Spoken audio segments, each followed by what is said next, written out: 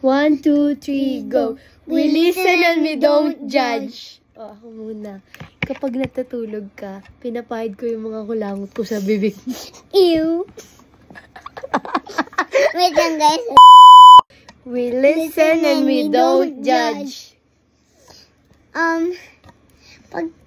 Pag nandun si Daddy sa restaurant namin, tsaka pag nandun din ako, pag nasa kitchen siya, nangunguha ako ng pera niya.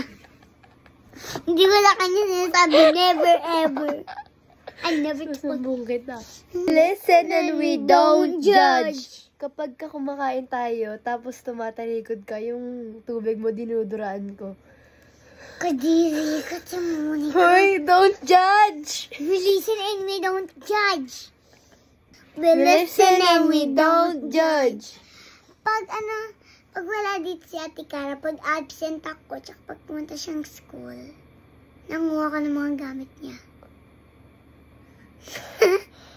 Okay, don't judge. We listen and we don't judge. Kapag kayong mga, di ba, kapag tas natin maligo, yung mga damit mo na naka-ready, iniihian ko ng onte. Kaya pala basa, Ate Cara. A few moments later. Ate Cara, bakit ganun ka? Kadiri mo nga sinasabi mo. Iniihian mo yung damit ko sa school, kaya pala basa. Ako na maglalo, Ate Cara. Nakakainis na to. Mga baboy kasi yung sinasabi mo eh. Tapusin na lang natin to, okay? Okay? Ayun na nga. We listen and we don't judge. Pag galito ako kay Ate Cara, pag hindi siya nakatingin sa akin, nangunguha ko ng pera sa wallet niya. We listen and we don't judge.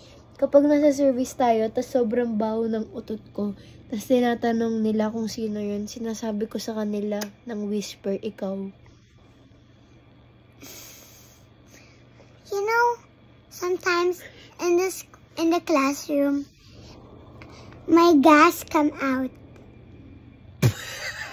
We listen and we don't judge. Kapag ka natutulog ka, as in sobrang himbing ng tulog mo, sinasampal kita ng sobrang lakas, tas madami. Tsaka sobrang sama nun, alam mo. Alam mo, nararamdaman ko din. Sorry, sabi nga di ba?